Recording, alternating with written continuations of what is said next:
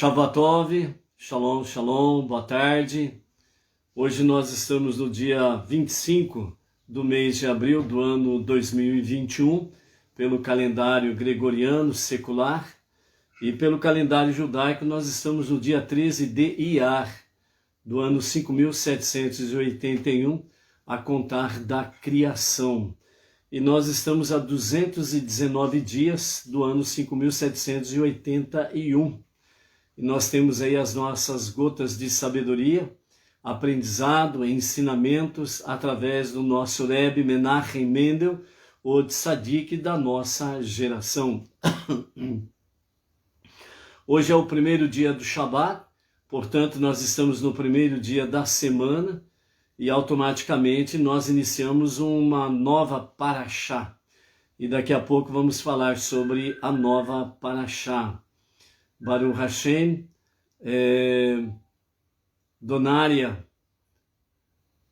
Baruch Hashem, está se conectando conosco aí, o Paulo Xavier, Baruch Hashem, a Renata Xavier, Baruch Hashem, bendito seja o nosso Deus que nos concede mais uma oportunidade de podermos iniciar uma nova semana com novos estudos, em uma nova parashá, né? Então louvamos a Hashem por isso, por essa oportunidade que o Eterno nos concede sempre a cada primeiro dia da semana, o primeiro dia do Shabat, onde nós vamos estudar sempre uma nova porção da parashá. E daqui a pouco vamos estar falando sobre essa nova porção desta semana, ok? Para os não-judeus, nós temos aí as 7 leis universais. Luiz Ribeiro, Itaquera, Grande São Paulo, Baruch Hashem, Luiz. Nós temos as 7 leis universais, que são as 7 leis para as nações, para os não-judeus especificamente, né, que nos fala, primeiro, reconhece que existe apenas um Deus. Segundo, respeite o Criador. Terceiro, respeite a vida humana. Quarto, respeite a instituição do casamento. Quinto, respeite a propriedade alheia. Sexto, respeite todas as criaturas. E sétimo, estabeleça tribunais de justiça. Ontem fizemos um breve comentário sobre a primeira mitzvah, a primeira lei ou primeiro mandamento, creia em Deus e não adore ídolos.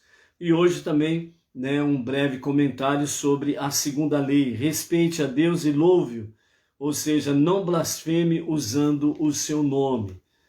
Quando nos sentimos desapontados com a vida, quando as coisas não acontecem da maneira que queríamos, é muito fácil apontar um dedo acusador e culpar tudo e todos, até mesmo Deus. Lealdade e confiança são fundamentais na vida. Culpar Deus, praguejar ou amaldiçoar outros em seu nome é um ato de deslealdade, derruba a base de toda ordem e estabilidade na qual uma sociedade justa deve se apoiar. Então, nesse breve comentário aqui da segunda lei, ou o segundo mandamento universal para os Benenor, os não-judeus, respeite a Deus e louve-o, não blasfeme usando o seu nome. Nesse breve comentário aqui, nós temos algo que chama-nos a atenção de forma simples e objetiva. Primeiro, quando as coisas não dão certo segundo aquilo que programamos ou segundo aquilo que queríamos, as coisas não saíram do nosso jeito, então normalmente é muito fácil acusar tudo e todos. E a gente sempre fica no último da fila, né? Se tem alguma coisa contra mim, eu me coloco então no último da fila. E muitas vezes nós esquecemos que lealdade e confiança são duas coisas fundamentais na vida. Então é importante que nós não esqueçamos lealdade e confiança. Dentro desse sentido, seguindo esse esse momento difícil que a pessoa está passando, onde as coisas não deram certo, e acusar os outros e tudo é mais fácil, muitas vezes até culpar Deus, praguejar ou amaldiçoar outros em nome de Deus, é um ato de deslealdade. O que aqui os nossos sábios querem nos chamar a atenção é Fátima Prearo, Limeira, interior de São Paulo, Shalom, Shalom. Quem mais está chegando aí? A Carla de Costa, Vila Velha, Santa Catarina, Baruch Hashem. Então, o que os sábios querem nos chamar a atenção aqui é que quando as coisas não dão certo, não vieram acontecer segundo aquilo que esperávamos, é melhor parar, pensar antes de abrir a boca e falar qualquer coisa, para não cair no pecado do quê? No pecado de blasfêmia. Dentro desse sentido, os sábios nos chamam a atenção que há dois alicerces, ou seja, duas coisas importantes em que nós precisamos estar atentos: lealdade e confiança. A lealdade e a confiança são coisas importantes, fundamentais na vida e na sociedade civil. Nós temos visto aí sobre a questão de relacionamento social. O nosso relacionamento social, nós precisamos ver que lealdade e confiança são coisas que precisam estar sempre em foco e nós precisamos sempre valorizar isso daí, né? Então nós vemos aí, estamos vendo, melhor dizendo, na contagem do Homer, o refinamento, o amadurecimento da nossa vida espiritual e da nossa vida pessoal, que está diretamente relacionada nas questões sociais, o relacionamento com o próximo. Então é um relacionamento nosso com Deus e o nosso relacionamento com o próximo. E esse relacionamento, seja com Deus, seja com o nosso próximo, ele sempre precisa estar firmado em lealdade e confiança. Essas duas bases ou estruturas, elas não podem ser rompidas. Porque na sequência os nossos sábios dizem assim, culpar Deus, praguejar ou amaldiçoar outras pessoas em nome de Deus, é muito fácil quando nós estamos frustrados com os resultados de alguma coisa que esperávamos que acontecesse exatamente ao contrário do que está acontecendo. E aí começamos a praguejar, né? E aí podemos cair terrivelmente no pecado da blasfêmia, violar esse segundo mandamento universal, né? Não blasfemar usando o nome de Deus. Dentro disso daí, praguejar ou amaldiçoar outros em nome de Deus é um ato de deslealdade. E esse ato de deslealdade, ele derruba a base de toda a ordem social, ele derruba toda a estabilidade social de uma família, de uma comunidade, de um bairro, uma cidade, um estado ou um país.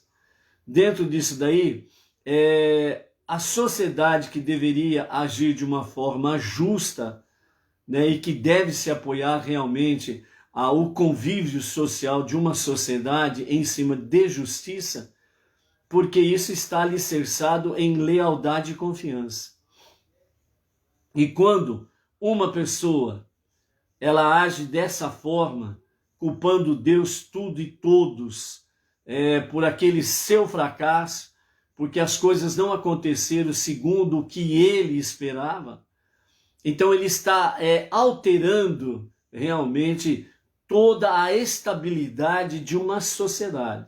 Uma pessoa, ela pode fazer isso, desestabilizar, né, uma sociedade.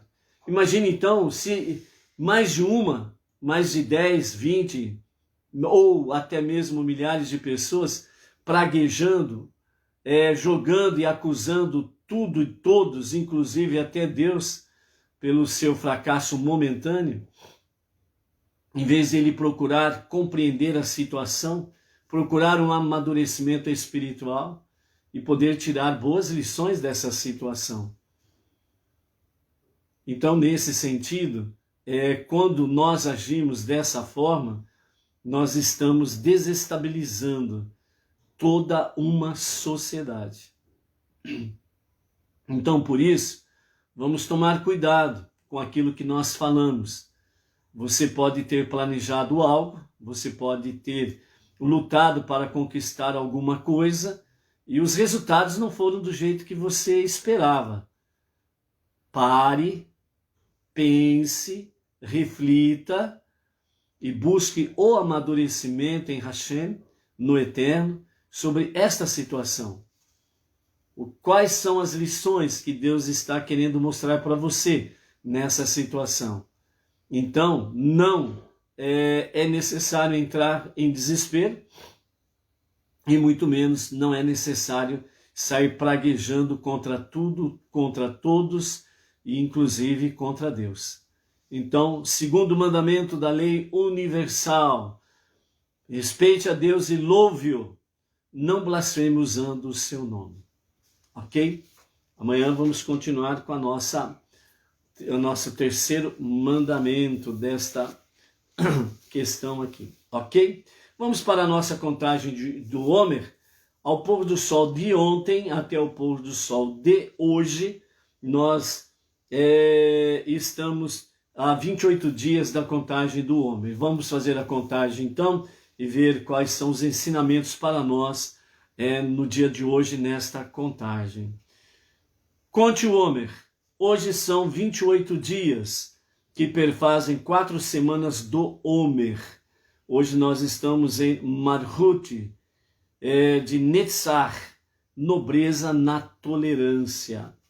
A soberania é a pedra fundamental da tolerância. Tolerância que envolve as 6 qualidades prévias é de fato um tributo e testemunho da majestade do espírito humano. Pergunte-se: minha tolerância é dignificante? Ela expõe o que há de melhor em mim? Quando confrontado com o sofrimento, comporto-me como rei ou rainha, caminhando orgulhosamente de cabeça erguida, confiante nas forças que me foram dadas por Deus, ou me acovardo e encolho com medo?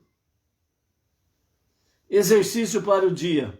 Lute por uma causa digna.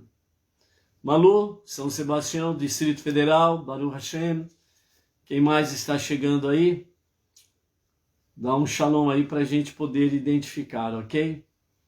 Ou seja, recordando, a contagem do Homer é para que nós tenhamos um refinamento melhor e um amadurecimento tanto da nossa vida espiritual como da nossa vida pessoal.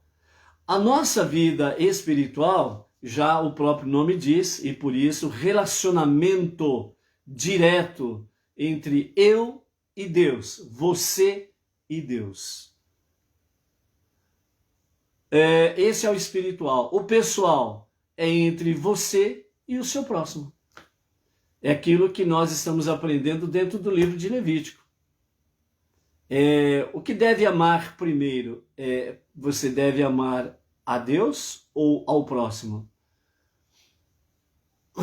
José Carmo, shalom, shalom, junto com a Donária Carmo, lá de Lisboa, Portugal. Aí, Donária, conseguiu dar um nó no bloqueio que te fizeram? Baruch Hashem. Infelizmente, tem muitas coisas que estão acontecendo aí nas redes sociais também, bloqueio daqui, bloqueio dali, e por aí afora vai, né? Mas é isso daí. Então, José Carmo e Donária Carmo, direto de Lisboa, shalom, shalom, e vamos em frente aí. Então, nesse aprendizado sobre a contagem do Homer, é para que nós sejamos melhores hoje do que ontem, e que sejamos menos, né, do que amanhã. Nesse sentido, nós possamos amanhã sermos melhor do que hoje e de ontem, né? Então a contagem do homem é segundo aquilo que Moisés fala em Salmos, né? Dai-me, ó Eterno, sabedoria, para que eu aprenda a contar os meus dias, para adquirir sabedoria. Por isso a Torá, ela é o alimento da alma. E automaticamente a Torá sendo o alimento da alma, é ela que vai trazer substâncias realmente fortes de conhecimento e sabedoria para a nossa massa encefálica, para que nesse conhecimento e nessa sabedoria, nossos corações, as nossas emoções, elas sejam também refinadas e amadurecidas para aquilo que edifica e que vem exaltar o bom nome do nosso Deus. Então, o exercício para o dia diz assim: lute por uma causa digna. Obviamente, a causa digna que fala aqui é aquilo que é lícito diante de Deus e aquilo que é agradável ao coração de Deus, né? Então, nós temos aí uma luta digna nos nossos dias de pandemia, onde nós precisamos aí sermos uma mensagem contraditória a tudo aquilo que está aí. A notícia de morte, você precisa ser a notícia de vida. A notícia negativa, você precisa ser a notícia positiva. A notícia realmente de pavor e medo. Você precisa ser a notícia da coragem e da ousadia. A notícia, né, geral que está correndo lá fora é uma notícia de desconfiança e de desesperança. E você precisa ser a notícia de confiança e a notícia de esperança. Enquanto eles falam de morte, você fala de vida. Enquanto eles burlam a lei, enquanto eles passam por cima da lei, enquanto eles infringem a lei, enquanto eles corrompem, né, todas as leis em nome de um poder que é temporário, perverso, maligno, né? Nós precisamos ser a mensagem de que o verdadeiro poder emana de Deus. Só Ele é o soberano, só Ele é o supremo, só Ele é o único Deus e o único Salvador. E fora dele não há poder algum. Por isso, Deus ele não tem adversário. Deus não tem adversário. Porque tudo diante dele é nada. Quem são os poderosos do mundo diante de Deus? Nada. São menos do que um grão de areia. São mais insignificantes do que um vírus que é invisível aos olhos nus e precisam de potentes lentes de microscópio para poderem serem vistos. Eles são menos ainda do que isso. Com que base que nós podemos dizer que o homem prepotente, orgulhoso, como diz assim, ele é revestido de um cargo em que ele acha que é o soberano do mundo, o todo-poderoso, e por isso ele vem tripudiando sobre as pessoas, sobre os povos. Quando Deus, no sexto dia da criação, ele criou o homem, quando ele criou o ser humano, foi a última criação que Deus fez, que foi a obra-prima, porque ele tinha criado já todas as coisas e agora ali ele formou o homem à sua imagem e semelhança. Quando o homem passou a ser alma vivente, antes dele já existia os insetos, já existia os vírus, já existia tudo aquilo que é ligado ao mundo invisível e ao mundo visível. Então, o homem prepotente, o homem que realmente abandona a sabedoria divina, ele se torna menos do que um verme. E ele continua sendo nada. Então, tudo diante de Deus é nada. Veja bem, o salmista disse assim: se tu, ó Senhor, se alegrasse com sacrifícios, eu os teria feito. Mas o Senhor se agrada de um coração quebrantado e um espírito contrito. Então, dessa forma, né, fazendo uma fusão entre uma palavra de salmo e uma palavra do profeta, nós vemos aí aquilo que é real e agradável aos olhos de Deus. Se nós preservarmos a lealdade e a confiança, nós estamos restabelecendo realmente os alicerces de uma sociedade. E nós precisamos ser essa mensagem aí, sem sombra de dúvidas. Por isso que a contagem do Homer até o 49º dia possa nos capacitar para o 50º dia, que é o dia de Shavuot, a outorga da Torá, a entrega da Torá, que o Eterno possa conceder-nos sabedoria, discernimento, conhecimento, e que nós façamos a nossa parte, agindo de forma humilde diante daquele que é o único soberano do universo. E aí ele vai nos capacitar dia a dia com a sua sabedoria. Ok? Baruch Hashem. Vamos para a nossa gota de sabedoria do Rebbe. Hoje nós temos aí o ensinamento de número 219.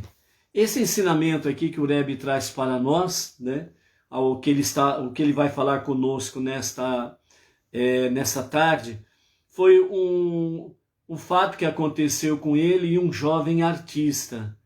Um jovem artista que ele padeceu por alguns anos, né, de uma forte depressão, e os seus conflitos interiores, né, os seus conflitos pessoais, e nesse conflito interior ele entrou numa grande depressão. Aí então ele procurou pelo Rebbe, contou a sua história. E enquanto ele contava a sua história, o Rebbe ouviu pacientemente, com um olhar profundo, com aquele semblante sério, porque a ocasião era séria, né? E ao mesmo tempo, né, o jovem artista contando a sua história, entre lágrimas e suores, né? O Rebbe, ele simplesmente enxugava as gotas de suor de sua testa e assim pacientemente ele escutou a história. Então, ele nos relata da seguinte forma essa questão: guarde sua confiança em Deus para você mesmo. Quando as coisas não estiverem indo muito bem, diga a você mesmo que tudo realmente é para o bem e alegre-se com o que Deus lhe oferece, seja bom ou não. Porém, quando os outros o procuram com problemas, dizer-lhes que eles deveriam alegrar-se com suas aflições é pura insensibilidade. Chore por eles, reze por eles, faça tudo o que puder por eles, e então você poderá dizer-lhes que confiem em Deus. E esse jovem artista, depois que ele chorou, suou, depois que ele abriu seu coração para o Rebbe, ele ouviu a prece do Rebbe, ouviu os seus conselhos e o despediu para que ele siga em frente, confiando em Deus. E o jovem assim o fez. E nesta experiência, vamos assim dizer, né, o Rebbe aproveitou esse momento para registrar esse fato. E dentro desse fato, ele instrui tanto os seus próximos, os rabinos, os alunos que estavam à sua mercê, bem como os seus ensinamentos que foram repercutindo no dia a dia e continuam até os dias atuais, e assim continuará sendo. Então ele nos chama a atenção dizendo que guarde sua confiança em Deus para você mesmo. Ou seja, sua confiança em Deus é um segredo seu. Quando as coisas não estiverem indo muito bem para você mesmo, então você vai usar agora esse tesouro que você guardou para si. Esse tesouro que é o quê? Confiança em Deus. E aí então você vai dizer para você mesmo que realmente tudo que está acontecendo contigo, tudo que está acontecendo consigo mesmo, mesmo que seja amargo, mesmo que seja triste, mesmo que seja dolorido, você diga a si mesmo, tudo isto é para o meu bem. E em seguida, alegre-se com o que Deus lhe oferece. O que Deus está te oferecendo agora? Choro, tristeza, aflição, dor, porque algumas coisas não aconteceram segundo o que você planejou? Adversidades, a perda, seja da saúde, a perda de algum bem, a perda de alguma posição social, a perda de um emprego, de um trabalho, de um serviço, ou algo semelhante, você perdeu, aparentemente perdeu alguma coisa. Diga a si mesmo, tudo isto é para o meu bem, porque Ele me deu. O que respondeu Jó à sua esposa, quando ela lhe disse, depois de tantas tragédias que aconteceu na vida de Jó, a sua esposa disse a ele, amaldiçoa o teu Deus e morra. Porque a esposa de Jó, ela viu que todas as tragédias se abateram sobre eles. E finalmente, sobre Jó, o que aconteceu? Abateu a doença. A sua pele, a sua carne, o seu corpo tornou-se uma carne viva. Feridas e mais feridas lhe apareceram em todo o seu corpo. E a mulher, a esposa dele, viu aquilo lá e falou assim, não tem mais nada para você, Jó. Só resta para você o quê? A morte. Amaldiçoa logo o teu Deus e morra. Pare de sofrer. E Jó simplesmente respondeu para ela, receberemos apenas o bem e não o mal, a adversidade de Deus? Ele dá e Ele tira. Que Deus seja sempre louvado. E aí então, nessa ousadia de confiança, de lealdade a Deus, a sua história mudou. Tudo mudou. E tudo veio em dobro do que ele tinha anteriormente. Alguns comentaristas dizem que ele tinha 10 filhos, né? Quando aconteceu a tragédia da morte dos seus 10 filhos. Então, alguns dizem assim, então ele teve 20 filhos. Alguns comentaristas, alguns sábios dizem que na realidade ele teve novamente 10 filhos, só que as qualidades dos seus filhos eram em dobro do que eles tinham. As suas boas qualidades. Então, nesse sentido, o Rebbe está dizendo para nós agirmos assim. E quando realmente, como nós vimos ali no segundo mandamento que comentamos no dia de hoje, não blasfemar contra Deus, as coisas não dão certo e é fácil de acusar tudo e todos, inclusive acusar Deus. É aí que entra a ousadia da confiança e da lealdade. E é nesse sentido que nós precisamos prevalecer. Então, nesse sentido, você é que tem uma experiência pessoal com Deus.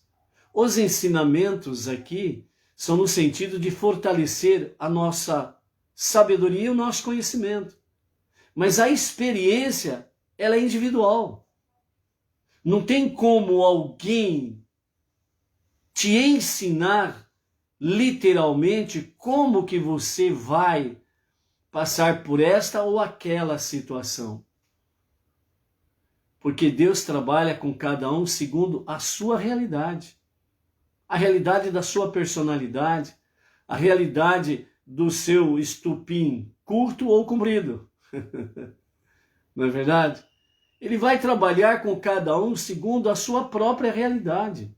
Então as experiências, elas são individuais e na realidade elas são ímpares. O que eu passo de experiência, ninguém vai passar por mim. O que você passa de experiência, ninguém vai passar por você. Ela é sua, exclusivamente sua. E ninguém vai tomar o teu lugar. É você que precisa, sem sombra de dúvidas, ter esta ousadia, né? A Donário José Carmo está dizendo, né? Tropeço em querer saber mais e mais de Adonai. Eloheinu Adonai Echad. Não. Lembremos a última lição da nossa paraxá de ontem, né? As leis, né? As leis de Deus não são para o nosso mal, são para o nosso bem. O conhecimento de Deus não é para o nosso mal, o conhecimento de Deus é para o nosso bem. Então, se nós tropeçamos, se nós falhamos, isso não significa que nós estamos em rebeldia contra Deus.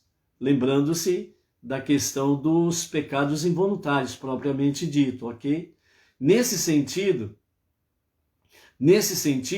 é que nós precisamos estar cada dia mais fortalecidos. Todo conhecimento da Torá que traz o conhecimento de Deus é para que nós sejamos mais fortes, para que nós sejamos melhores do que o dia anterior e que nós estejamos aí cada vez mais alicerçados na rocha eterna, que é o próprio Deus. Então, neste sentido, a nossa preocupação, vamos assim dizer, é estarmos nos mandamentos de Deus. E ao estarmos no nosso mandamento de Deus, é aquela famosa expressão que nós conhecemos, que antigamente era usada, hoje é muito difícil de ser usada. Primeiro, os deveres, depois, os direitos. No mundo moderno inverteu-se, né? Primeiro o direito, depois vão pensar no dever. E geralmente não se pensa em dever e só exige direitos. Por isso virou essa bagunça que está aí. Mas antigamente, o que nós aprendíamos, de fato, primeiro a obrigação, o dever, depois o direito.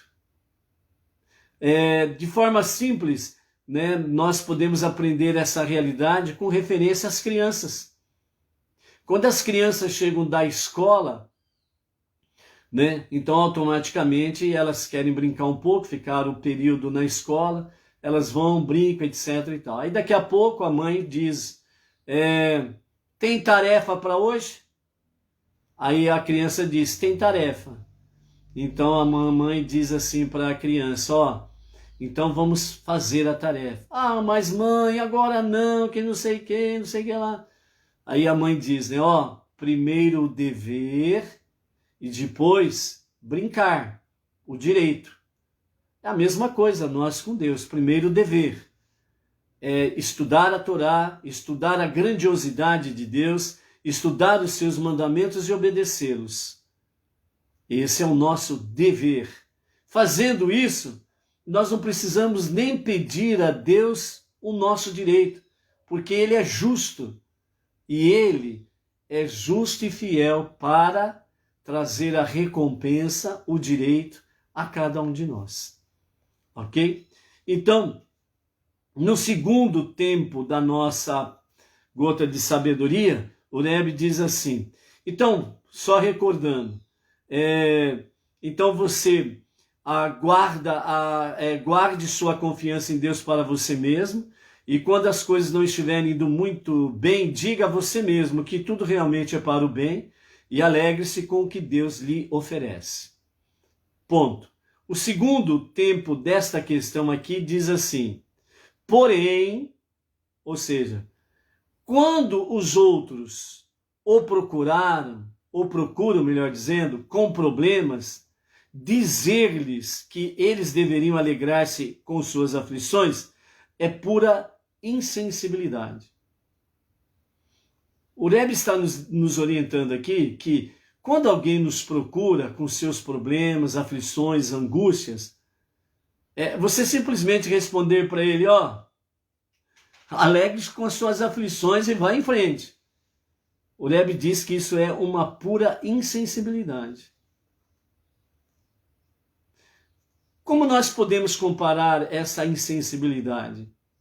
É aquilo que os nossos sábios nos orientam. Se alguém chega à tua casa e pede algo para comer, e você diz assim, vá em paz, que Deus te abençoe, e você não dá nada para ele comer, além de você estar usando o nome de Deus em vão, você não praticou o amor ao próximo. Portanto, você não ama o próximo e nem ama Deus. Você agiu de uma forma negativa, de uma forma fútil, sem sentido, sem valor. Você agiu de forma vazia, oca.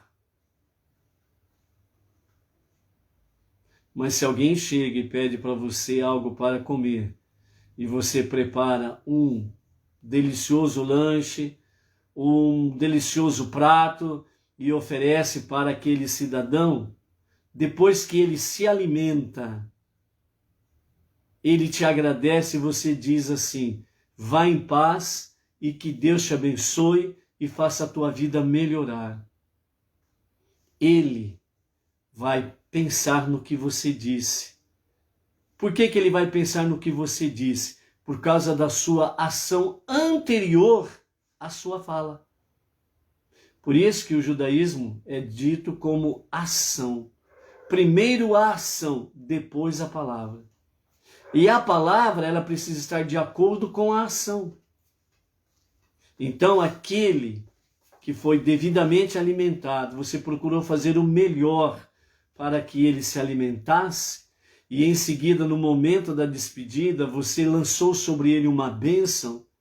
Vá em paz, que Deus te abençoe, Deus te acompanhe, e que ele mude o teu caminhar para melhor, para coisas melhores, e te dê sucesso na tua vida.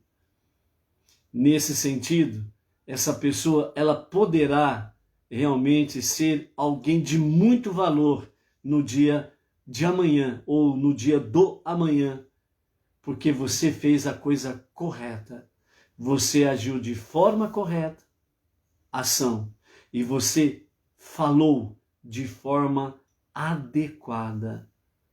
E isso pode mudar a vida de muita gente. Por isso que o segundo mandamento, refletindo hoje, diz lá, praguejar, amaldiçoar tudo e todos, até Deus, você desestabiliza o mundo. Então, vamos agir de forma diferente. Então, é nesse sentido que o Rebbe diz que chore por ele, reze por ele, faça tudo o que puder por ele, e então você poderá dizer-lhe que confie em Deus. É o exemplo daquele que te pediu algo para se alimentar. Ok? Baruch Hashem, vamos em frente.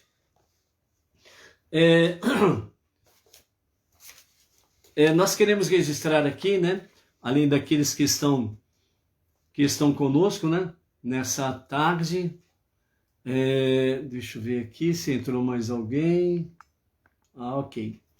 Então, a Yaritza, né, que é lá do Chile, que entrou agora de pouco. Então, nós queremos aqui registrar o aniversário no dia de hoje do José Hélio Tavares, lá da cidade de Silveiras, interior de São Paulo. José Hélio Tavares, Mazal Tov, que o Eterno renove suas bênçãos sobre ti e sua família, guarda, proteja, né, até os 120 anos, com vigor, saúde e muito sucesso. Baruch Hashem. O Marcos Antônio Santos, Vitória da Conquista, Bahia. Marcos Antônio Santos, Mazal Tov, bênçãos sobre ti, família, né? Que o Eterno abençoe suas mãos para que tudo aquilo que se propor a fazer de bom, que o Eterno dê vitórias, dê prosperidade e faça com que você, família, sejam felizes. E também o aniversário da Jaqueline Feldman, de São Paulo, residente em São Paulo, capital do estado, né? Que o Eterno também renove sua graça, sua bênção, Mazal Tov, a você, sua família, e que vocês sejam abençoados com muitas alegrias, com muita proteção, e que os vossos dias sejam realmente de muitas bênçãos, luz, para a glória do nosso Deus e para a edificação de cada um de vocês debaixo da bênção da destra do soberano. Por isso, aos nossos aniversariantes, Mazal Tov, ok? Então, amados, aqueles que estiverem se aproximando dos seus aniversários, né? Nem que for no PV, manda aí alguma coisa aí para a gente poder anotar e ao estarmos aí à tarde com a Torá, trazermos aqui o Mazal Tov, ok? Baruch Hashem. Hoje nós estamos iniciando a 31ª Parashá no livro de Levítico, de nome Emor, que significa fala ou diz. Nós vamos estudar esta semana, né, 124 versículos. Nós encerramos ontem 3.339 versículos lidos, estudados, ouvidos até aqui.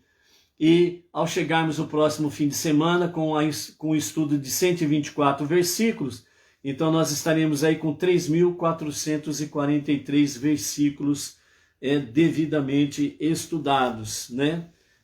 Você pensou que estudaria 3.400 e poucos versículos da Torá? Numa sequência diária? Aí, ó, os desafios, né, sendo vencidos, né, e nesse sentido vamos obtendo aí, pela graça de Hashem, bênçãos sobre bênçãos, ok? Vamos para a nossa introdução, aquilo que os sábios nos falam, através da introdução da nossa Parashá. 31ª Parashá, Emor, fale ou diz. Vamos ver o que os nossos sábios nos dizem, o que Rashi nos fala, o que o nosso Rebbe Menachem Mendel, de Tzadik da nossa geração, o que tem para nos ensinar a partir de hoje, dentro desta Parashá. Parashá Emor. Então, as palavras iniciais dessa Parashá, exatamente, né? Emor, fale aos sacerdotes, que é o princípio da nossa Parashá. Segundo o comentário de Rashi, fale para advertir os adultos sobre educar as crianças. Então essa Parashá Emor, tudo que estiver ligado a ela, tem como base fundamental no sentido de educar os filhos. A responsabilidade dos pais em educar os filhos. Então é isso que nós vamos ver durante toda essa semana, nessa base, né? Nessa base fundamental aqui. O Luiz Ribeiro está dizendo aí que amanhã é o aniversário dele. Ô Luiz, vou anotar aqui para deixar anotado para nós não esquecermos amanhã. Então vamos lá, Luiz Ribeiro, Baruch Hashem, Niver, amanhã, 26, né? 26/4, não. Ok. Ó, os aniversariantes aí, os bolos, os docinhos, os salgadinhos, fica aí por uma próxima oportunidade que Deus nos conceder de reunirmos-nos, e aí todos os aniversariantes terão a responsabilidade de fazer a festa, hein? Olha o desafio para nós aí. Com a graça de Hashem, né? Estamos aí, como nós avisamos, né? Nós estamos aqui na cidade de Bauru, procurando um imóvel para nós alugarmos, para termos aí um local físico para as reuniões presenciais. Um lugar para termos aí o estudo da Torá, as festividades, termos encontros, seminários, pela misericórdia de Hashem, trazer os nossos rabinos aqui em Bauru, para que a região toda possa desfrutar da presença dos nossos rabinos, bem como também um ponto, né, vamos dizer assim, um porto seguro para os viajantes, Benei Noach, para ao passarem por Bauru, possam ter aí um lugar para descansar, repousar, renovar as forças e energias para poder seguir viagem adiante, né? Então, por isso que nós sempre colocamos aí na nossa descrição da nossa live, né, a conta bancária, né, para que aqueles que voluntariamente quiserem contribuir com o nosso desafio, nossos projetos regionais, né, Bauru e região, possam aí estar fazendo as suas contribuições, né? E como temos aí nessa contribuição, tem o Pix ele não cobra taxa, então aqueles que fazem transferências, né? Então não tem taxas a pagar, então é uma despesa a menos, que você inclusive pode até acrescentar na sua Tzedakah, ok? É um bom desafio esse daí, né? Então, estudo da Torá e Tzedakah são dois fortes mandamentos que são de desafio e de bênçãos para as nossas vidas. Então fica aí, né, o convite a todos para fazerem parte desse projeto nosso regional, Benei Noach, Bauru e região. Amém? Ok. A Malu está aí dizendo, né, que amanhã é o aniversário do sobrinho dela, Saulo Damasceno Farias.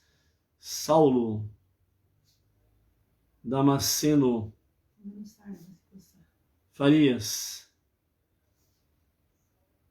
Ok. Anotado. Vamos em frente continuando na nossa introdução aqui da nossa Parashá Emor. Então, diz já no início da Parashá, Emor, fale aos sacerdotes. E o comentário do Rashi fala de forma bem explícita. Fala no sentido de advertir os adultos sobre educar as crianças, educar os filhos.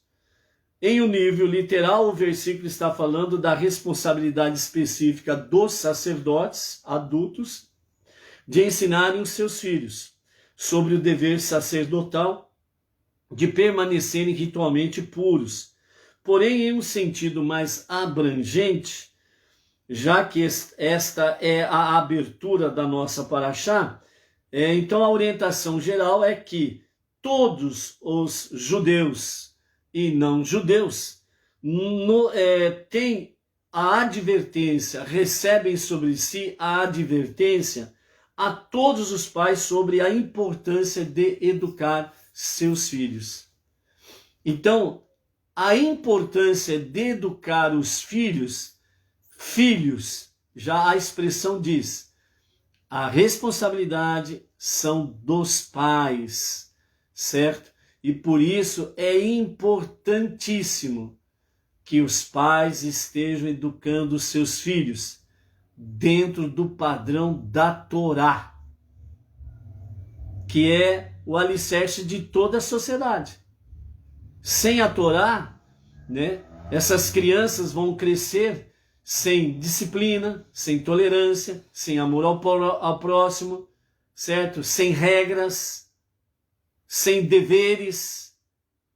E aí depois nós vamos ter aí uma geração que fica brigando, né, por Nutella, né? Eu quero Nutella, né? Mas dever não quer. no interior, né, se fala muito, pegar no cabo da enxada ninguém quer, né? Mas comer dos frutos todo mundo quer. Mas pegar no cabo da enxada e carpir para que o mato não cresça e não venha sufocar a árvore frutífera, ninguém quer. Todo mundo quer pegar, né, já a árvore pronta, os frutos prontos, né, e saborear. Mas trabalhar que é bom. Então, aí fica uma geração de Nutella, quer dizer, só direitos, direitos, direitos, e os deveres vão por água abaixo. Então, nesse sentido, né, uma abordagem mais avançada da educação que se torna pertinente depois que a criança já aprendeu os princípios básicos daquilo que é certo e daquilo que é errado. Então, a partir do momento que as crianças já aprenderam a base, o que é certo e o que é errado, a educação ela precisa ser mais concisa. Precisa ser uma educação mais profunda, mais séria, com mais deveres do que com direitos, né? Então, dentro dessa abordagem, exatamente a nossa Parashá Emor, ela cai exatamente no mês de Iyar, que é quando nós fazemos a contagem do Homer. Então, o pensamento racídico explica que a contagem do Homer é de fato uma forma avançada de educação, através da qual a pessoa progressivamente avança em direção a níveis espirituais mais altos de realização, à medida em que ela refina aspectos diferentes de sua personalidade, passo a passo, diariamente, contando 1, 2, 3, hoje é o 4º dia, hoje é o 10º dia, e assim sucessivamente, dia a dia, passo a passo, disciplina, tolerância, paciência, e assim sucessivamente. Então essa é uma das grandes características que de fato nós aprendemos com a contagem do Homer, certo? Por isso disse Moshe, e está registrado em Salmos: dá-me, Senhor, sabedoria para que eu possa aprender a contar os dias da minha existência. Então a lição aqui é advertir os adultos sobre educar as crianças. O termo em hebraico, né, da palavra advertir, deriva da palavra que significa luz, ou seja, nós temos no hebraico lehazerir,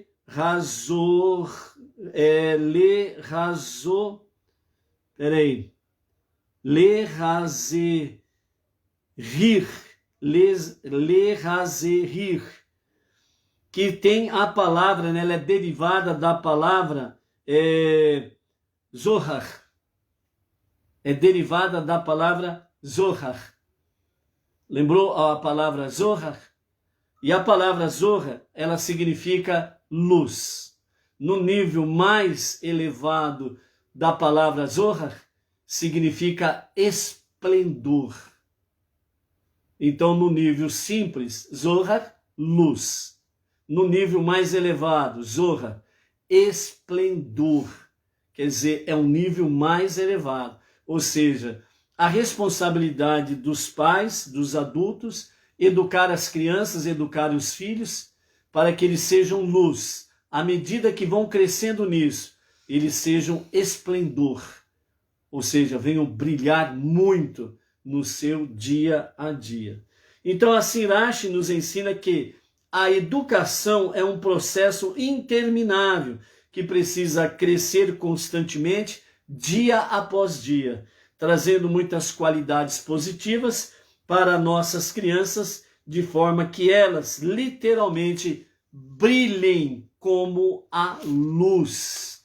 Por isso, luz, zohar, nível simples, nível mais elevado, esplendor, ou seja, uma luz esplêndida. Isso precisa ser o objetivo para as nossas crianças. Então aqui quando fala nesse sentido, né, iniciando a Parashá, né, Deus disse a Moshe, diz aos sacerdotes, os descendentes de Arão, manda-os dizer estas leis a seus filhos, a fim de treinar também a eles para a sua observância. Nenhum de vós se impurificará por um cadáver, né? Então aqui entra nessa questão do cadáver, de não ficar, de se impurificar com o toque, o contato com um cadáver. Então essas leis de se manter puro são leis no sentido de que as pessoas, os pais precisam ensinar as crianças que dentro do dever, da responsabilidade, do compromisso, da lealdade, da confiança, da tolerância, né? Nesse sentido, as crianças aprendam desde cedo a se manter separada do mal, não cair facilmente na inclinação do mal ou na má inclinação, Yetzer Hará, mas que elas sejam cada vez mais moldadas, fortalecidas, a permanecerem de uma forma íntegra diante de Deus, de uma forma pura. Certo? Por quê? Porque Deus diz, sede santos, porque eu, vosso Deus, sou santo. Então, o que é ser santo? Né? Então, às vezes a pessoa fala assim, tem que ser uma pessoa perfeita. Não. Essa perfeição nós temos que buscar sim, não resta dúvidas. Mas nós vamos alcançar esse padrão de perfeição nos dias de Mashiach, na redenção. Mas como que nós somos santos hoje? Há condições de sermos santos hoje como Deus é santo? Sim. Não é impossível. Deus, ele jamais pediria alguma coisa à sua criatura que ela não pudesse fazer. Eu confio em você. Eu apoio você. Então, pode pular do prédio de 30 andares lá de cima e pode se jogar lá para baixo. Você vai ver que não vai acontecer nada. A sabedoria que vem de Deus, ela não é louca. Ela não é tola. A sabedoria que vem de Deus, ela nos torna sábios para discernir o certo do errado. O que é bom e o que é mal. É discernir entre o braço direito e o braço esquerdo, o certo e o errado. Então, quando Deus diz, sede santos, porque eu, vosso Deus, sou santo, e sereis santos para mim, é porque temos condições de sermos santos. E nesse sentido, separar-se do mal é uma prática que nós temos que ter diariamente. Vimos esses dias atrás, Lashon Hará, língua maldita, fofoca. Sede santos, não faça fofoca. Você tem condições de ser santo não fazendo fofoca. Você tem condições de ser santo, como Deus é santo, não falando coisas vãs, banais, insignificantes ou sem edificação para aquele que ouve. Simples. Então, quando Deus está dizendo pela sua palavra, não toqueis em um cadáver, literalmente, o sacerdote e o sumo sacerdote, eles não poderiam tocar um cadáver, seja de pessoas ou animais, porque eles ficariam ritualmente impuras. Por que eles ficariam ritualmente impuras? Porque o cadáver, ele traz a mensagem de morte. Morte é coisa negativa. E os sacerdotes e o sumo sacerdote, eles são as bênçãos do povo judeu. Então eles não podem estar em coisas negativas. E é eles que traziam as bênçãos sobre o povo. Então, quando Deus fala conosco através disso daqui, nós precisamos entender que não tocar cadáver significa não toquem o pecado. O pecado é a morte. Ele te separa de Deus. Você não vive, você vegeta. Então o que Deus está dizendo é: aparta-te do mal. Nós vimos aí, na paraxá dessa semana que passou,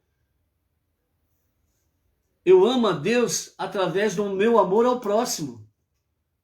Amando o próximo, estou amando diretamente a Deus. E nesse sentido, eu estou me separando dos cadáveres. Eu estou me separando do mal. Eu estou me separando daquilo que é morto, que é negativo. Aquilo que me separa de Deus, eu estou me separando dessas coisas. Então eu estou me tornando santo para Deus. É isso que Deus quer dizer. E nós temos condições de fazê-lo. Basta termos confiança e lealdade para com Deus. Ok? Continuando a nossa aliai, capítulo 21, né? Verso 2. Em outra situação, ele não se impurificará ritualmente por nenhum morto, exceto por sua mulher, que embora não seja sua parente consanguínea, é considerada sua parente próxima, que é sua esposa. Sua mãe, seu pai, seu filho, sua filha e seu irmão, e sua irmã virgem, não casada. Se um desses morrer, ele pode ter contato porque é parente próximo, que nós chamamos aí parente de primeiro grau, né? Contanto que ainda seja próxima a ele, porque ainda não era plenamente casada, né? No caso da irmã virgem.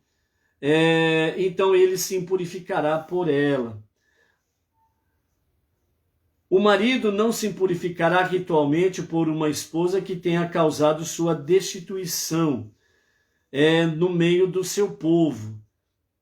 Não farão calva em nenhum lugar de sua cabeça como sinal de luto pelos mortos, nem rasparão nenhum canto dos 5 cantos de sua barba por motivo algum, nem farão cortes em sua carne como sinal de luto pelos mortos.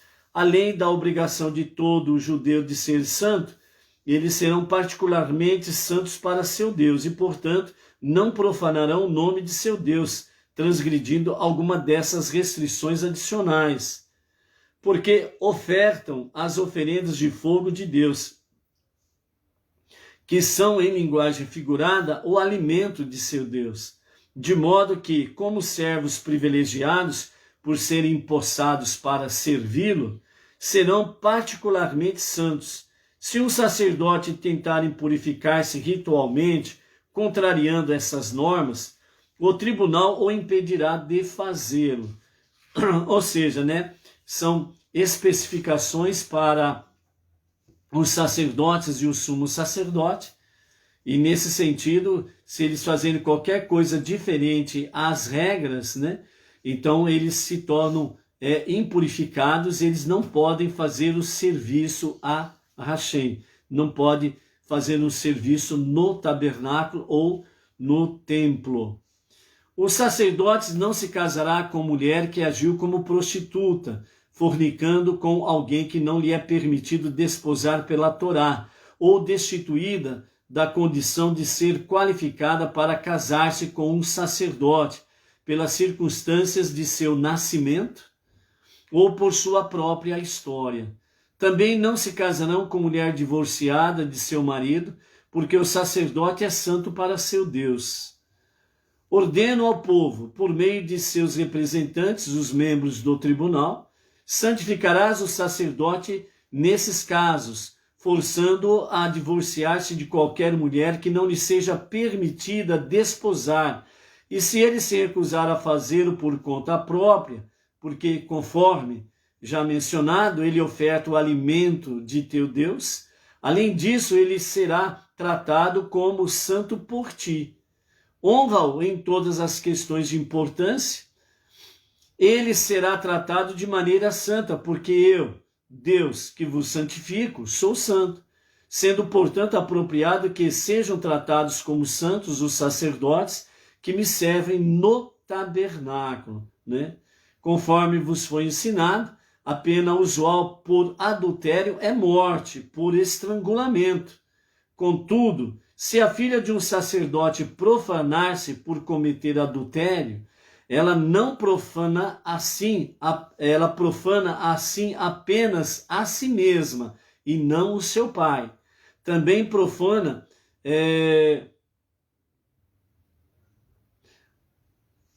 vamos corrigir aqui. Contudo, se a filha de um sacerdote profanar-se por cometer adultério, ela não profana assim apenas a si mesma. Também profana a honra sacerdotal de seu pai. Isso avilta o caráter do pai, pois ele pôde supor que ela o herdou, e sua atenção à educação dela. Ou seja, dentro desse sentido aqui, Deus está dizendo que se a filha foi profana, é porque o pai não a ensinou corretamente. Por isso, a Parashá Emor, ela vai focar muito sobre educação. A educação das crianças, que já foi provada cientificamente, que até os 5 anos de idade, a criança, ela é como um paralelo, né? É como um computador novo. O HD, o cérebro do computador, ele é zero. Ele está zerado. Não tem nada na sua memória. À medida que começa-se a usar o computador, aí começa então a usar o HD, certo? Começa a usar então o cérebro do computador. E ali começam a registrar as primeiras coisas que o usuário vai acionando. Então, nesse sentido, os próprios cientistas já falaram, as crianças, elas têm o seu cérebro zerado. Então, tudo que for ensinando para eles daqui para frente, a partir do seu nascimento, tudo aquilo que eles verem, é aquilo que começa a ser gravado no seu HD, no seu cérebro. E isso daí vai ajudar a moldar o caráter, a personalidade da pessoa. Então, se o seu crescimento, o ensinamento que é dado à criança é um ensinamento perverso, a tendência é que a criança vai ser perversa. Se a educação ela tem os seus fundamentos na boa ética, educação, no respeito, está alicerçada principalmente nos 5 primeiros livros da Bíblia, então a tendência é que essa criança, ela de fato seja algo muito bom para si mesma, para a sua família, para a sua sociedade e para o mundo. Então vai ser uma luz que cresce e vai ser um esplendor no dia do amanhã. Então é nesse sentido aí que nos fala isso daqui. A partir do verso 10, restrições e respeito ao sumo sacerdote.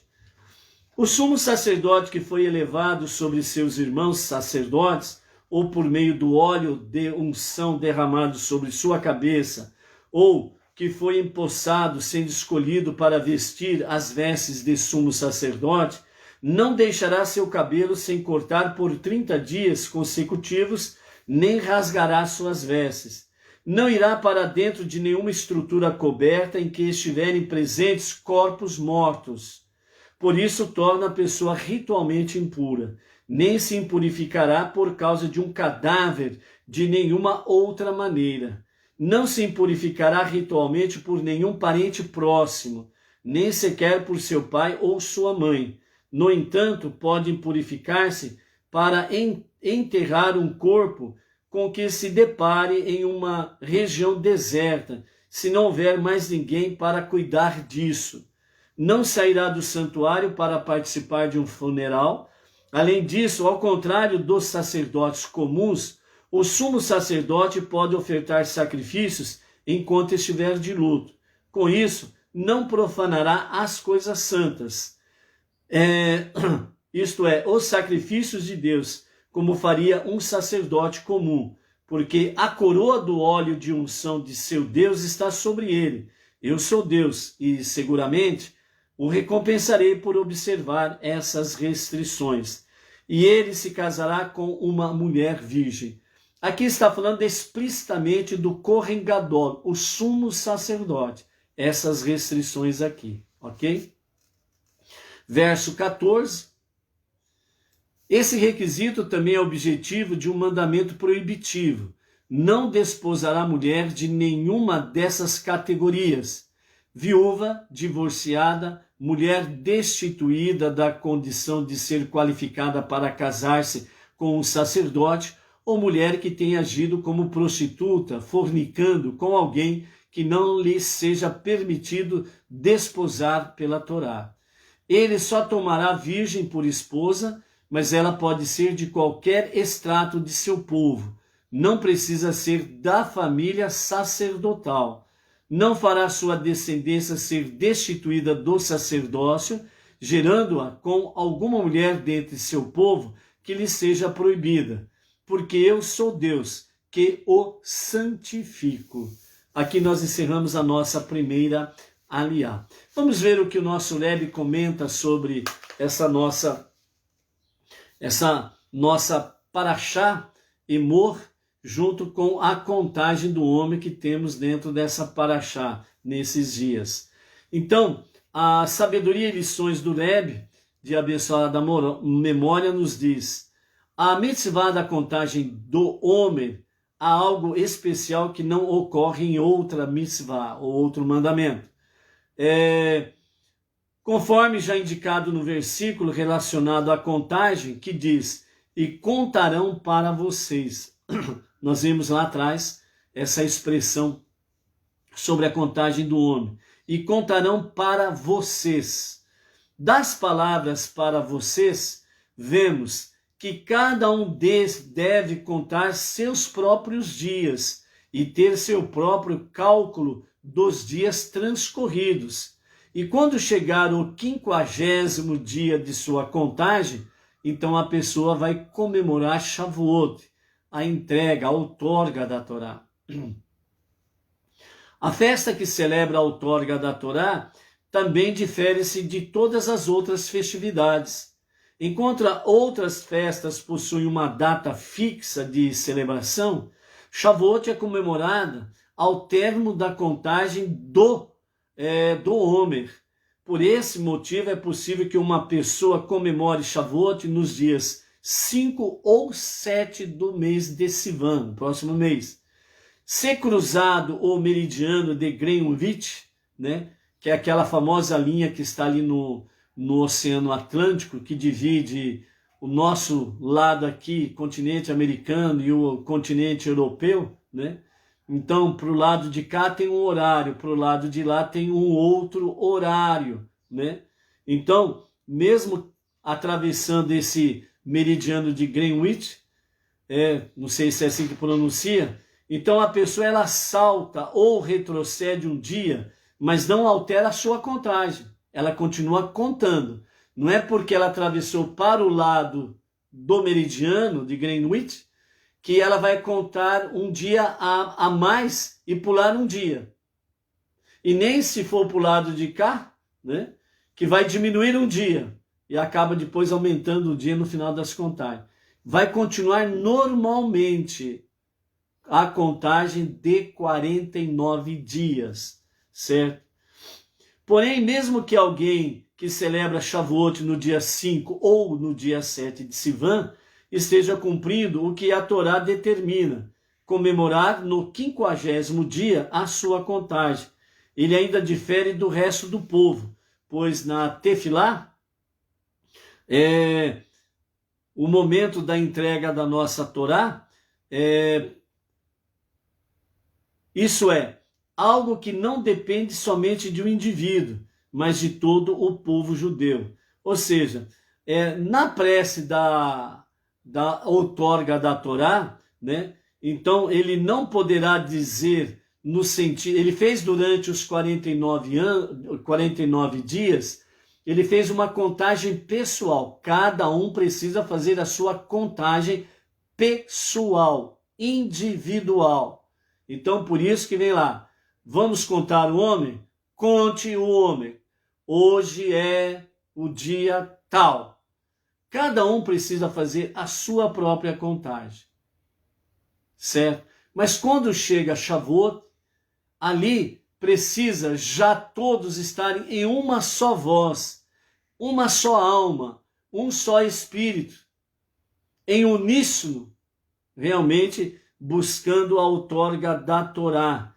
Isso significa que o povo judeu estava individualmente fazendo a contagem do homem, mas em Shavuot, na outorga da Torá, eles estavam ali como um só, emanados em um só pensamento, emanados em uma só alma, emanados em uma só comunhão com Deus.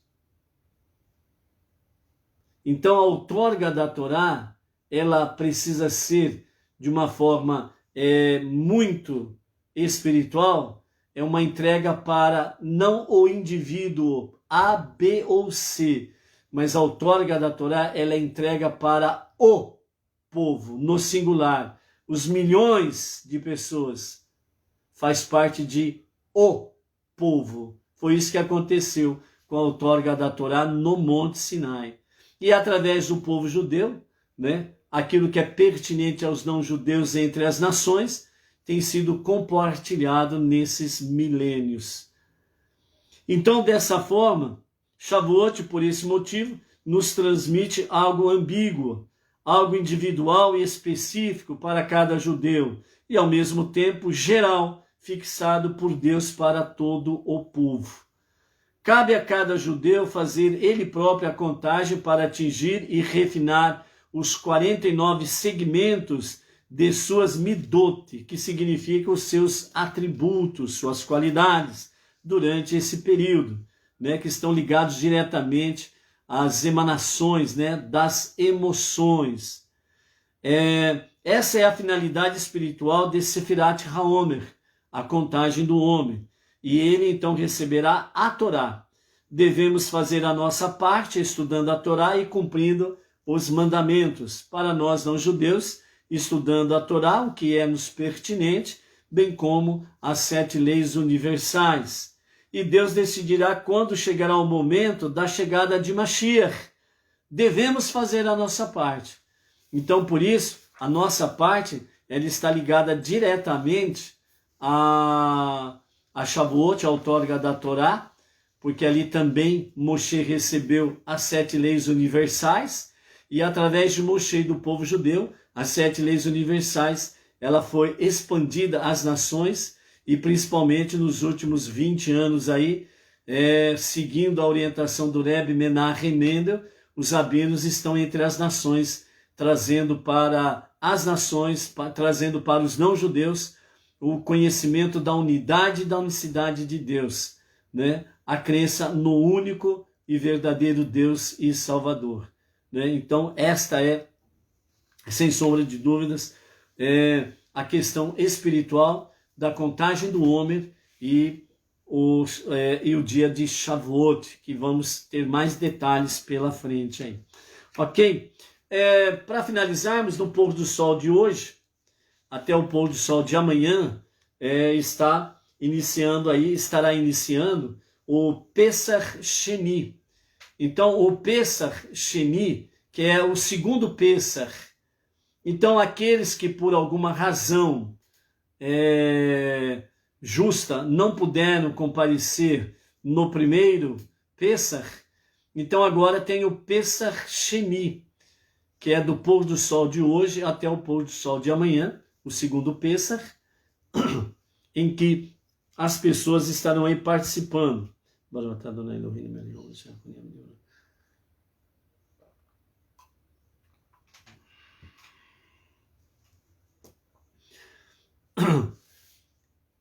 Então, nesse sentido aí,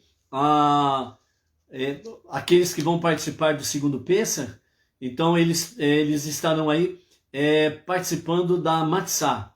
Então estarão comendo uma certa porção de matzá, por causa do segundo Pêssar, né? E não terão todo aquele protocolo do primeiro Pêssar. Então o Pêssar Sheni, ele é mais ameno nesse sentido aí, ok? Mas vamos ver aqui algumas coisas que os nossos sábios comentam sobre a questão de Pêssar Sheni, o segundo Pêssar. É dada uma nova oportunidade àquele que não ofereceu o sacrifício de Pêssar no tempo certo, que é 14 de Nissan. E depois de 30 dias, em 14 de Iyar, data denominada de Pêssar Sheni, o Pêssar do segundo mês, no qual costuma-se hoje em dia comer um pedaço de matzá. Embora o Pêssar Sheni fosse instituído para aqueles que não podiam ofertar o sacrifício de Pêssar no templo, no seu tempo certo, porque estavam impuros ou encontravam-se em locais distantes, o seu conceito se aplica a todos e em todos os tempos. Mesmo agora, quando o sacrifício de Pêssar não pode ser ofertado no templo, mas Pêssar continua sendo comemorado. Uma lição clara sobre Pêssar Sheni é que a pessoa nunca deve perder a esperança. Nas palavras do Rebbe anterior, diz: a ideia de Pêssar Sheni é de que nada é irrecuperável. Sempre podemos retificar nosso comportamento. Mesmo alguém que estava ritualmente impuro ou ausente numa jornada distante, mesmo que voluntariamente não compareceu no primeiro Pêssar, ele tem agora a oportunidade de reabilitar-se no segundo Pêssar. Um ser humano é intrinsecamente bom. Aqui o Rebbe está dizendo que todo ser humano, ele intrinsecamente, quer dizer, no mais íntimo do seu ser, ele é bom.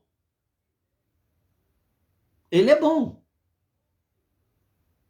Sua alma é uma parte da centelha divina, por isso que ele é bom no seu mais íntimo do seu ser. Está precisando aflorar isso. Isso precisa vir à vida. Precisa a brasa ser acesa, sustentada, para que a pessoa possa exalar aquilo que de bom ele é. O pecado é uma antítese completa à sua natureza. Se ele chega a transgredir, isto é uma anomalia que não pode tocar o seu eu essencial. A pessoa pode estar temporariamente impura, mas a sua essência é dos níveis mais elevados. Assim, nenhum pecado, nenhuma omissão do serviço a Deus é irreversível. A pessoa pode sempre voltar à sua identidade real.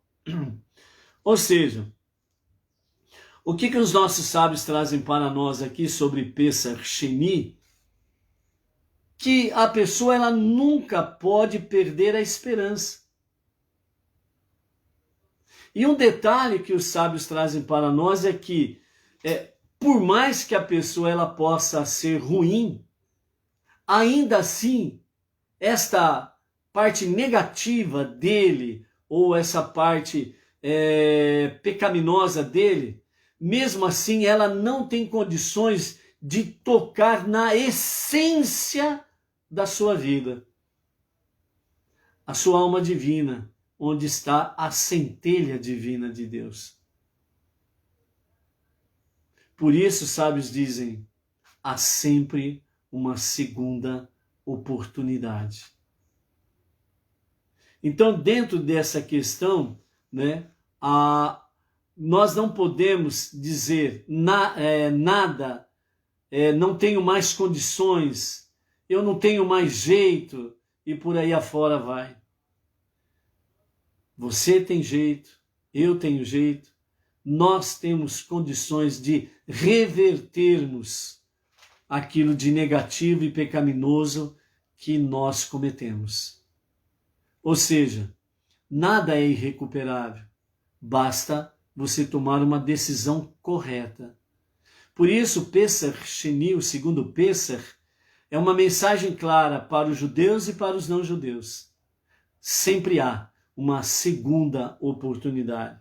Por isso, Pesach é uma festividade que concede uma segunda chance.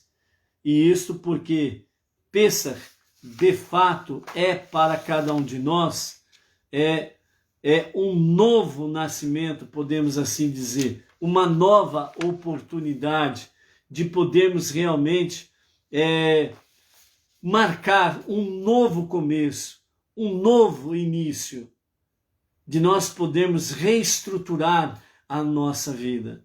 Então, a mensagem de Pesach Sheni é trazer exatamente isto. Primeiramente, para os judeus, o êxodo do Egito. Foram libertos da escravidão do Egito.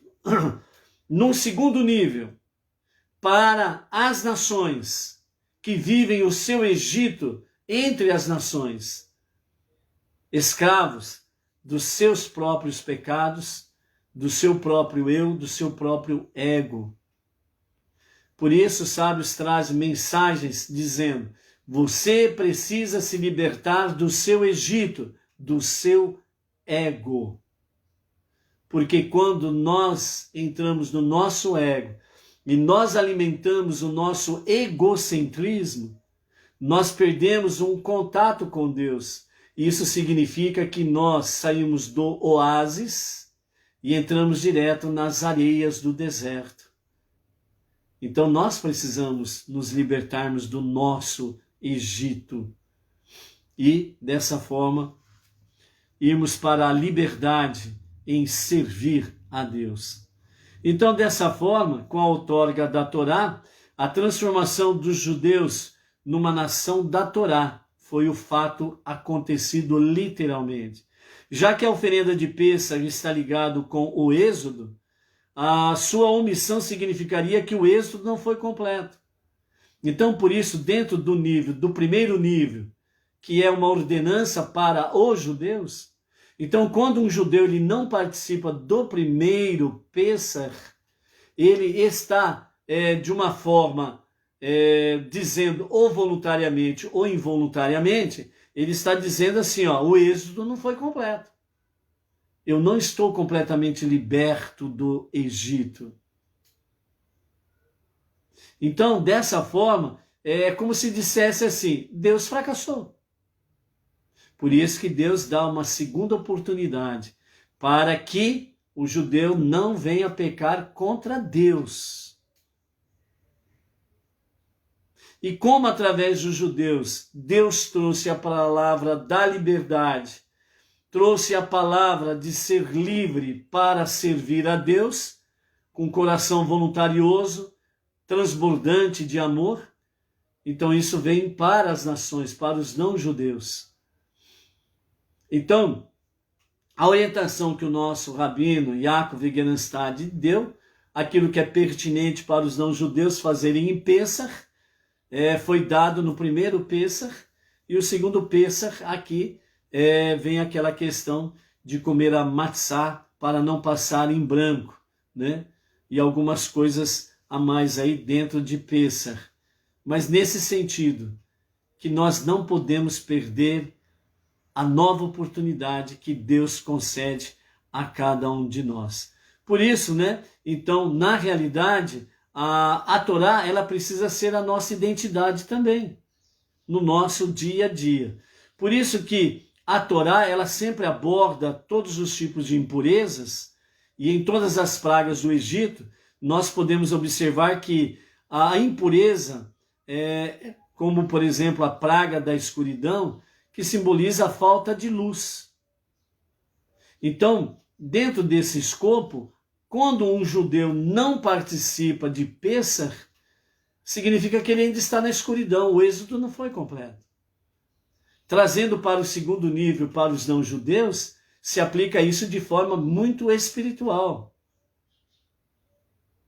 Dentro do monoteísmo, aquilo que é pertinente a nós, com a orientação rabínica, e nós não fazemos, então nós ainda estamos na escuridão do nosso Egito. E ainda não fomos libertos do nosso Egito, do nosso ego, do nosso eu. E nós precisamos nos libertarmos realmente de tudo isso daí, né? Então, por isso, em nossos dias, né, a mensagem para nós é, quando trazemos as nossas ofertas como uma maneira de nos aproximarmos de Deus, que são as nossas preces diárias, a obediência às 7 leis universais e assim sucessivamente, então nós apresentamos diante de Deus, na realidade, os defeitos nossos, os nossos defeitos. E à medida que nós apresentamos diante de Deus os nossos defeitos, os nossos vícios, as nossas paixões, né, os nossos maus hábitos, então nós estamos pedindo a Deus essa segunda oportunidade para que Ele nos purifique e nos ajude, que nós também venhamos a nos purificarmos, porque nós temos que tomar atitude, nós temos que tomar decisões, e nós pedimos a Ele forças, porque realmente todos esses, podemos dizer assim, né, todos esses obstáculos que nos impedem de progredir, nós sozinhos não vamos conseguir. Mas quando nós pedimos realmente ajuda para Deus, pedimos para Ele, remova isto ou aquilo, nos fortalece, nos ajude a podermos vencer esses obstáculos, a podermos seguir em frente para prestar a Ti um serviço verdadeiro, um serviço autêntico, um serviço transparente, um serviço honesto, com coração sincero, com amor e transbordante em amor. E então, verdadeiramente, Deus, Ele estará ouvindo a tua prece, o teu clamor, e Ele vai ajudar a cada um de nós a progredirmos, a seguirmos em frente. Pois o maior propósito que Deus quer que alcancemos é servir a Deus com coração voluntarioso e transbordante de amor. Ok? Então, essa é a nossa primeira aliada desta semana, e com a graça bendita de Hashem, amanhã, segundo dia do Shabat, estaremos aqui em A Tarde com a Torá para a segunda aliá. Shalom, shalom, até amanhã.